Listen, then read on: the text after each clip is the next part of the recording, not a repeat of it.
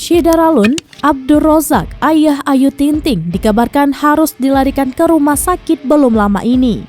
Pria yang akrab disapa Ayah Ojak itu bahkan harus menjalani operasi karena penyakit yang dideritanya.